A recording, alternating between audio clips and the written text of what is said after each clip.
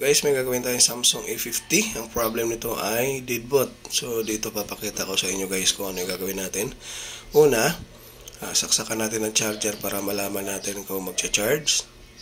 Ayan, wala. So, na-test ko na to sa power supply. Hindi siya grounded. Tapos, pag pinower on mo, ay walang current na kahit isa. So, pwedeng power IC ang error. Pero mas maganda kasi dito guys, pag mga ganitong deadboot ay ini-scan natin, tapos sasalang natin sa scanner, gagamitan natin ng charger. Hindi tayo gagamit ng power supply dahil hindi siya grounded. So hindi natin madidetect sa power supply kung ano ang sira. Ngayon, ang last option na lang pag mga ganito guys, kasi napakalinis, babakbakin natin tong frame na to sa ibabaw kasi nandito yung power IC. Ang last option natin ay charger ang magti-trace kung ano yung sasabihin ng charger, yun ang susundan natin. So ito yung procedure kung paano natin ginagawa yung mga patay, lalo na pag walang current, walang current pag ino natin sa power supply. So madalas nangyayari, pwedeng ang suspect agad natin yung power IC, pero hindi naman kasi ang power IC agad-agad nasisira. Kaya ang pinaka magandang solusyon, sinasalang natin sa scanner para mapalabas natin kung ano yung possible error. So yun yung magandang procedure. Ngayon ang gagawin natin, babakbakin muna natin ito, yung frame, para makita natin yung laman sa loob. Kasi yung unit na to napakalinis. Ayan. Kailangan mapalabas natin yung power nitong unit na to guys. Kasi deadboot. Ayan. Tatanggalin na natin yung frame. Ayan. So ang una-unang error pag walang supply ay sa power IC, pero hindi kaagad natin pwedeng tanggalin dahil malinis ito. Ito guys, scan na natin. Sasaksakan lang natin ang charger kung mayroong mag-warning. Pag may nag-warning, yun ang hahanapin natin. Ayan, saksak. Ayan, may nag-warning siya guys. Bunot ulit, tapos saka ulitin. Ito yung ganitong procedure guys ay napakahirap hanapin. Ayan, meron na naman. Tinanggal ko ulit guys yung charger, tapos saksak natin ulit para mapalabas natin kung saan banda. Ayun, the same lang ang lumalabas guys. Kaya ang gagawin natin, lagyan natin ng rosin flux. Ito yung banda rito. Napaka hirap hanapin ng mga ganito guys kasi hindi siya grounded. Pag tinest mo sa tester, hindi grounded, power supply hindi grounded, kailangan ang makakahanap lang talaga, kasi yung battery nito may lobo. So sira, ibig sabihin nagsunog talaga siya. Kaya dadaan natin sa rosin flux kung saksakan natin ang charger kung meron. Ayan, meron guys, may napansin na ako. Meron.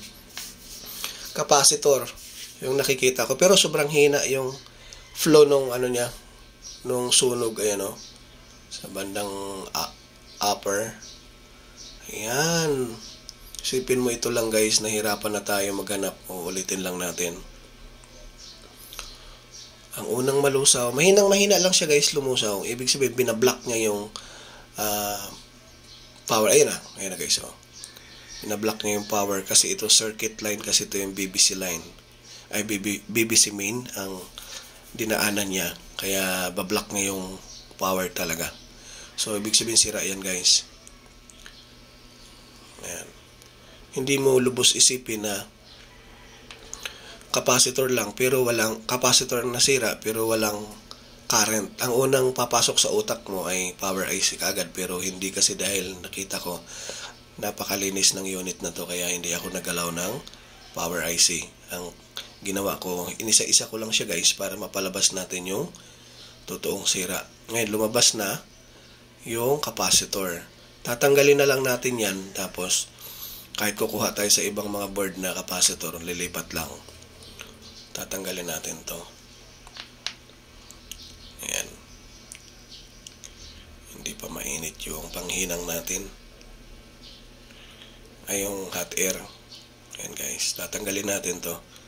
Re-replace lang natin. Hindi natin palitan dahil ano to sa BBC Min ang gagaling. So malaki yung role niya dito sa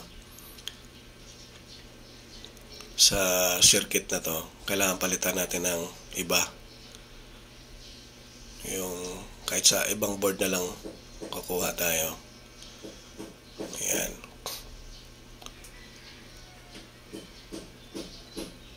Ang hirap talaga guys pag lalo na pag wala tayong scanner, ang hirap hanapin. Kaya payo ko doon sa mga kapwa ko technician kayo ng scanner dahil ang laki talagang tulong.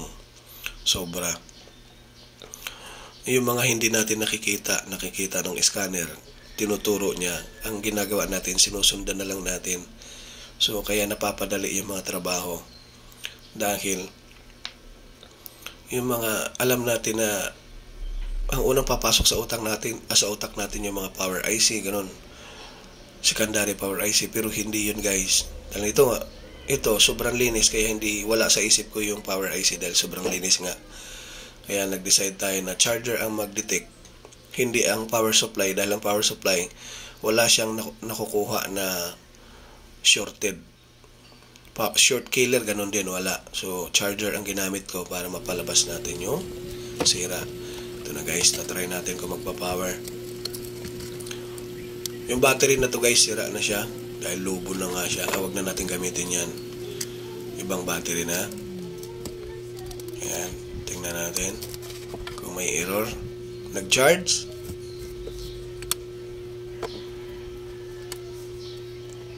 Temperature error. Pag ganitong temperature error guys, may warning. Charging port yan, papalitan natin mamaya. So test muna natin yung power. Madali na lang yan guys, yung temperature error. Pinapalitan lang yan ng charging port. Ayan. Dati siguro pinagawa ng may-ari to, kaya ganyan. Ayan. Mamaya silipin ko na lang yung charging port kung ano magandang solusyon. Pero kadalasan kasi guys, hindi na-repair yan, pinapalitan talaga para hindi na pabalik-balik. Kasi minsan pag ni-repair, nawawala, bumabalik ulit. So ito na guys. Ayun, nag-power na. Shoutout sa may-ari nito guys. So kung bago ka sa channel ko, palike na lang, pa-subscribe para lagi kayo ma-update sa mga bagong upload natin. I hope na nakatulong yung ganitong video natin guys, mga kapwa ko technician. Ayan, papalitan na natin yung battery guys kasi sira na. Ibang battery na yung ginamit ko. Ayan, gumagana na siya. Kanina, talagang totally walang current, no current sa power supply. So, nag-decide tayo na bakbakin yung frame para makita natin kung ano yung mga error na lumalabas. So, scanner lang ginamit natin guys, gumana na. See you in the next video ulit guys. Thank you.